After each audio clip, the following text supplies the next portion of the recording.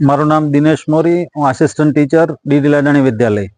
આજ રોજ પટેલ વિદ્યાર્થી આશ્રમ સંચાલિત પીવીએમ ઇન્ટરનેશનલ સ્કૂલના સ્વિમિંગ પુલમાં જે તરણની પ્રેક્ટિસ કરે છે એ લોકોમાંથી પાઘડા નમ્ર, કૃષ્ણદેવસિંહ ઝાલા અને વિનાયક ભાણવડિયા જે આલ્ફા સંકુલની અંદર ખેલ મહાકુંભ અંતર્ગત જે તરણ સ્પર્ધા યોજાય એમાં 200 મીટર, 400 મીટર અને 100 મીટરની અંદર સર્વપ્રથમ નંબરમાં લઈ આવી અને કેશોદનું ગૌરવ વધારેલ છે અને રાજ્ય કક્ષામાં હવે પછી એ પાર્ટિસિપેટ થવા જશે ત્યારે રાજ્યમાં પણ એ નંબર લઈ આવી સંસ્થાનું ગૌરવ વધારશે એવી મને ખાતરી છે.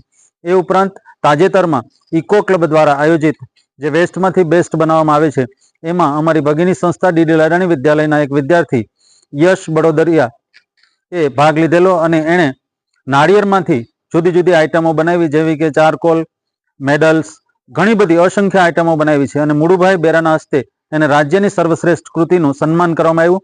એ સાથે સ્કૂલ ડીડી લાડાણી વિદ્યાલયનું પણ સન્માન કરવામાં આવ્યું અને રાજ્ય સરકારના વિવિધ સ્કીમો દ્વારા હવે પોતાનું એ સ્ટાર્ટઅપ કરવા માંગે છે અને એનો બિઝનેસ ખૂબ વિશ્વ લેવલે ફેમસ થાય એવી શુભેચ્છા સહ. મારું નામ બડોદરી યશ કિરીટભાઈ છે.